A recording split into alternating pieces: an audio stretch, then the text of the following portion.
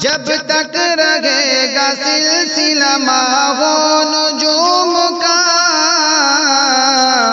ڈنکا بجے گا چار سدار العلوم کا۔ السلام علیکم ورحمۃ اللہ وبرکاتہ۔ میری جانکاری کے اعتبار سے تبلیغی جماعت کی شروعات کیسے ہوئی؟ مولانا الیاس رحمۃ اللہ علیہ نے جب امت کی بدحالی کو دیکھا کہ دینی اعتبار سے بہت ہی انحطاط ہو رہا ہے تو ان کے دل میں ایک درد پیدا ہوا۔ ان کو کچھ چیزیں القاء کی گئیں، جبکہ میرے معلومات کے مطابق مولانا الیاس رحمۃ اللہ علیہ سہارنپور سے فارغ تھے، لیکن دارالعلوم کو اپنا بڑا سمجھتے تھے۔ دارالعلوم کے اساتذہ سے مشورہ کیا اور اس کام کو شروع کیا۔ شروع میں تو باطل کی کوئی توجہ نہیں تھی، لیکن جب باطل نے دیکھا کہ ملحد لوگ مسلمان بن رہے ہیں تو ان کے اندر ایک بے چینی افراتفری پیدا ہوئی کہ اس تبلیغی جماعت کا رخ کیسے موڑا جائے۔ تو انہوں نے سب سے پہلے کام یہ کیا کہ مولانا الیاس صاحب کو مشورہ دیا کہ جس طریقے سے مردوں میں تبلیغ کا کام کیا جا رہا ہے عورتوں میں بھی کیا جائے، اس لیے کہ باطل کا سب سے بڑا ایجنڈا ہوتا ہے کہ عورتوں کو سامنے لاتے ہیں اور اس کے ذریعے سے لوگوں کو فطرے میں ڈالتے ہیں۔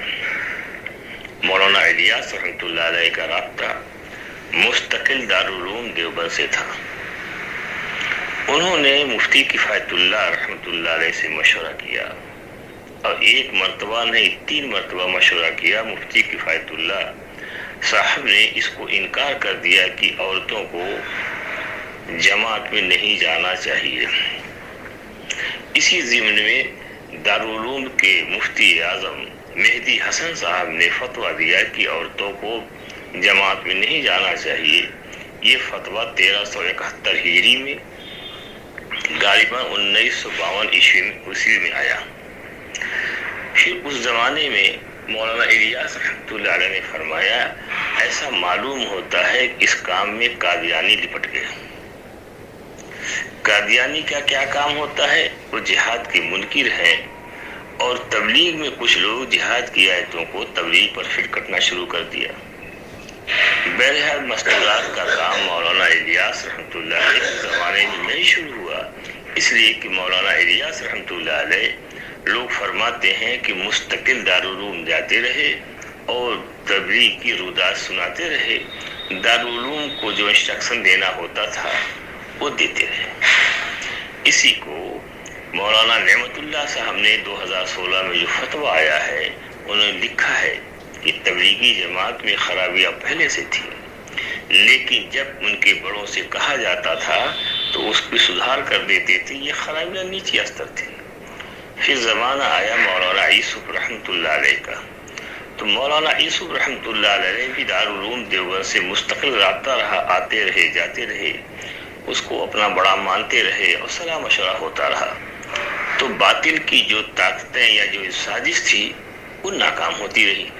تو مولانا یوسف رحمۃ اللہ علیہ نے دیکھا کہ 2 تبدیلیاں باطل کرنا چاہتی ہے، ایک تو مستورات کو جماعت میں لے جانا چاہتی ہے اور مسلمانوں میں جو جان مال کا خرچ کرنے کا جذبہ ہو رہا ہے اس کو دوسری طرف موڑنا چاہتی ہے، یعنی جہاد کی آیتوں میں تحریف کرنا چاہتی ہے۔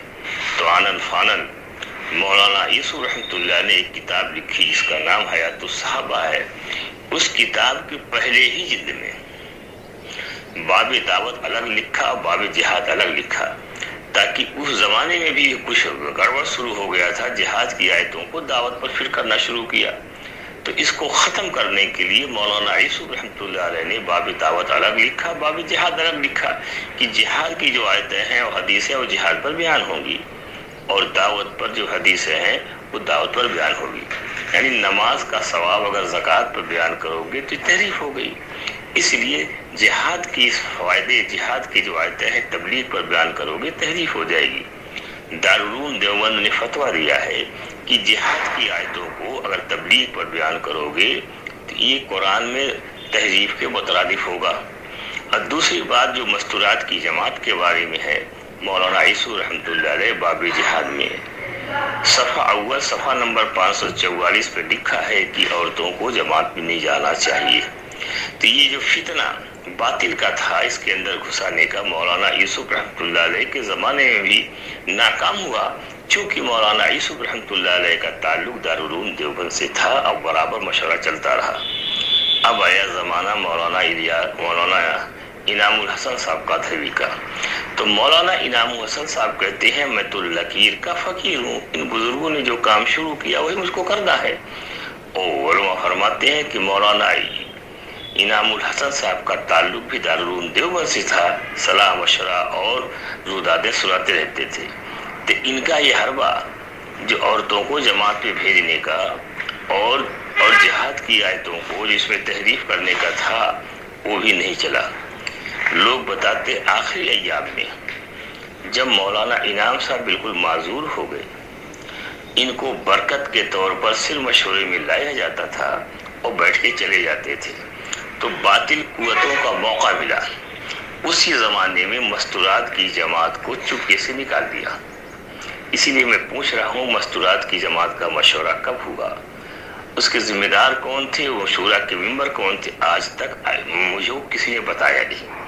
اس لیے کہ بغیر مشورے کے اور باطل قوتوں کا اس وقت موقع ملا جب مولانا انعام صاحب بالکل کمزور ہو گئے، تو اس کو جو ہے انہوں نے چلا دیا اور باطل کا پہلا ایجنڈا یہاں سے چلا، اور جو جہاد کی آیتیں تھیں وہ کھلم کھلا تبلیغ پر بیان ہونے لگی۔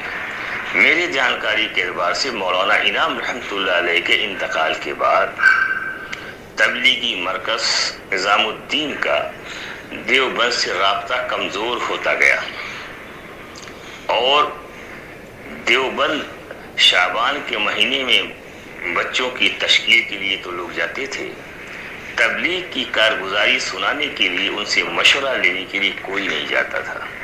مولانا الیاس صاحب، مولانا یوسف صاحب، مولانا انعام صاحب، ان تین دوروں میں رابطہ مضبوط تھا۔ باطل کی طرف سے کوئی منصوبہ آتا تھا تو دارالعلوم اس کو ناکام کرتا تھا۔ جب بھی تبلیغی جماعت پر کوئی معاملہ آیا ہے تو دارالعلوم کی دیارے ہی اس کی دفاع کیے۔ باطل نے دیکھا کہ جب تک ان کا تعلق دارالعلوم سے نہیں کاٹا جائے گا تب تک ہماری سازش کامیاب نہیں ہوگی۔ مولانا انعام صاحب رحمۃ اللہ علیہ کے انتقال کے بعد دارالعلوم سے تبلیغی جماعت کا نظام الدین کا رابطہ دھیرے دھیرے گھٹتا گیا، اور اس کے بعد علماء کی خراب سازشیں شروع ہو گئی۔ جو عالم سال بھر نہ لگایا ہو ہے تو صحابہ نہیں پڑھ سکتا، جو عالم سال بھر نہ لگایا ہو امامت نہیں کر سکتا۔ تو اس قسم کی باتیں دارالعلوم سے کاٹ کے اور علماء سے بھی کٹنے لگی۔ اب آپ تجربے میں دیکھیے کہ جو عالم جماعت میں وقت لگاتا ہے اس کا تعلق مدرسوں سے کٹ جاتا ہے۔ تو یہ اگر ان لوگوں کا تعلق دارالعلوم دیوبند سے ہوتا تو قطعی طور سے مستورات کی جماعت نہ نکالی جاتی،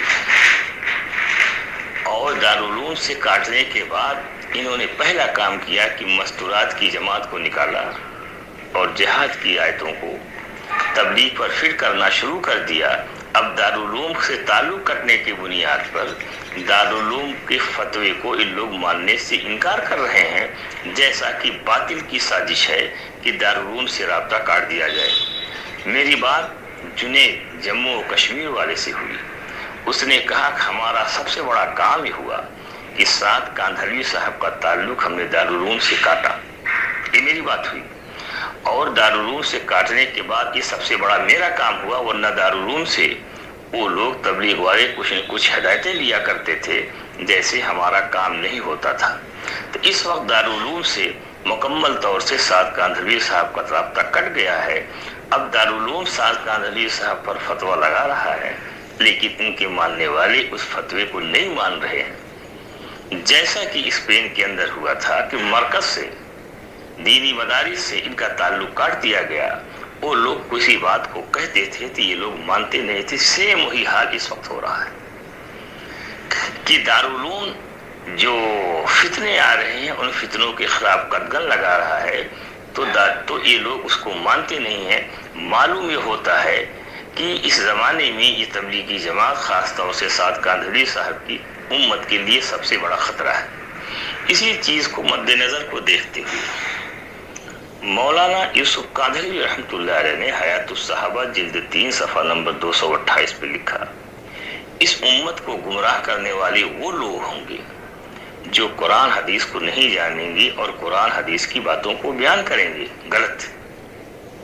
جب علماء ربانی صحیح بات بیان کریں گے تو ان سے جھگڑا کریں گے۔ آج کل دیکھو دنیا میں یہی ہے، اگر علماء ربانی بیان کرتے ہیں تو کہتے ہیں ان کا چلہ لگا کہ 4 مہینہ لگا ہوا ہے، تو امت کو اس وقت غلط طریقے پہ لے جا رہے ہیں۔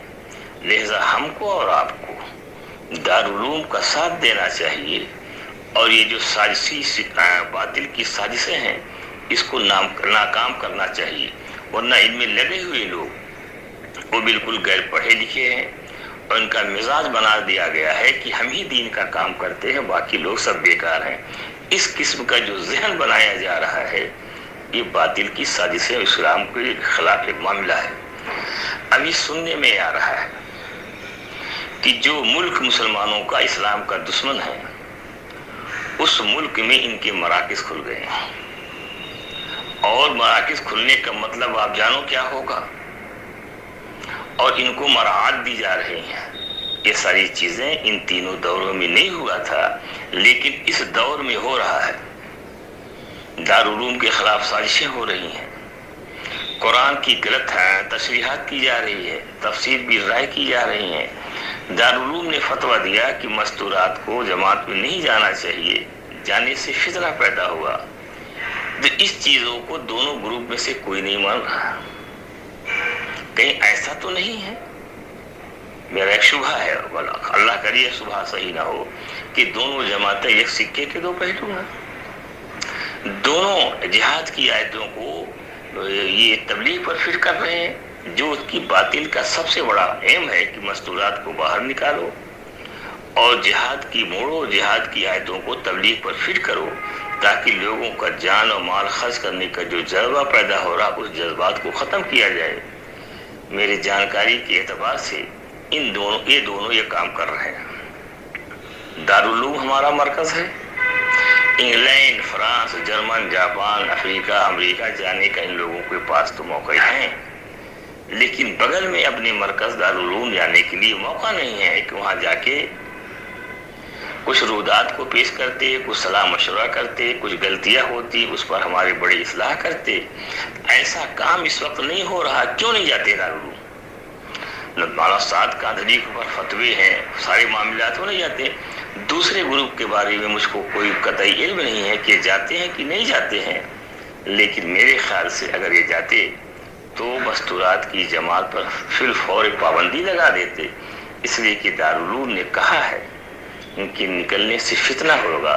یہی بات یوسف کاندھلوی صاحب عبید اللہ بلیاوی نے کہا ہے کہ مستورات کا کام نازک ہے، ان کے نکلنے سے فتنہ پیدا ہوگا، اور باطل کی سب سے بڑی سازش ہے کہ عورتوں کو باہر نکالا جائے اور جہاد کی آیتوں کو معنوی تحریف کیا جائے۔ یہ دونوں کام ہو رہا ہے۔ تو میرے محترم بزرگوں، بھائیوں، دوستوں، یہ 15ویں صدی کا زمانہ ہے، قرب قیامت کا زمانہ ہے، طرح طرح کے فتنے آئیں گے۔ تو حدیث ہے کہ قیامت کی علامتوں میں سے کذابین پیدا ہوں گے، یہ جھوٹی حدیثیں بیان کریں گے۔ اب دیکھ لو کتنی حدیثیں جھوٹی بیان ہو رہی ہیں۔ اے ابو ہریرہ، صبح مومن ہوگا شام کو کافر ہوگا۔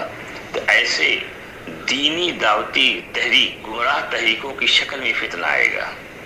تو کیا یہ فتنہ ان تحریکوں کی شکل میں آ گیا ہے جو نبی کریم صلی اللہ علیہ وسلم نے فرمایا؟ علماء سے دوری یہ مصیبت کا ذریعہ ہے۔ یہ لوگ کوشش ہی کرتے ہیں کہ علماء سے دوری پیدا ہو۔ دارالعلوم یا کوئی دارالفتہ اگر شریعت کے خلاف کوئی کام ہو رہا ہے تو اس کے خلاف فتویٰ دیتے ہیں، تو یہ پوری جماعت ماننے کے لیے تیار نہیں ہے۔ ایسا ان لوگوں کا ذہن بنایا گیا ہے صرف دین کا کام ہم ہی کر رہے ہیں، جو سم قاتل ہے۔ لہذا ہم عام امت جناب رسول اللہ صلی اللہ علیہ وسلم سے گزارش کرتے ہیں کہ ہم عوام علماء کا ساتھ پکڑیں۔ خاص طور سے اس وقت دارالعلوم دیوبند علماء کا مرکز ہے، جمہور کا مرکز ہے، اس کی باتوں کو من ان تسلیم کریں۔ اسی میں عافیت ہے، اور یہ لوگ دارالعلوم کی باتوں کو نہ تسلیم کرتے ہیں اور لوگوں میں اس کے خلاف پروپگنڈا کرتے ہیں۔ اس سے اندازہ لگائیے اس وقت یہ کس کے ایجنٹ کے طور پہ کام کر رہے ہیں۔ ان کے مراکز ایسی جگہ کھل گئے ہیں جہاں سے جو ملک اسلام کا دشمن اور دین کا دشمن ہے، تو اب بتائیے یہ کہاں سے ڈکٹیٹ ہو رہے ہیں اور داڑھی ٹوپی کی شکل میں امت کو پریشان کر رہے ہیں۔ یہ جو فرقہ معتزلہ بنا، یہ حسن بصری رحمۃ اللہ علیہ کے خاص شاگرد تھے، بڑے دیندار تھے، بڑے تہجد گزار تھے، انہی کے ذریعے بنا۔ تو جو فتنہ آئے گا یہ دینی شکلوں میں آئے گا، اس کا پہچاننا مشکل ہے۔ اس کو تو علماء کرام پہچانیں گے، خاص سے دارالعلوم دیوبند پہچانے گا۔ اس لیے دارالعلوم جو بات ہم لوگوں سے کہتا ہے اس کو ماننا چاہیے۔ عورتوں کی جماعت نکلنے پہ فتنہ ہوگا، اس کو ماننا ہے۔ جہاد کی آیتوں کو تبلیغ پر نہیں کرنا چاہیے، اس کو ماننا ہے۔ اب بتاؤ کون مانتا ہے کون نہیں مانتا ہے، کون جو ہے شریعت اور سنت پہ چلتا ہے، کون باطل کے ایجنڈے پہ چلتا ہے، خود سوچو اور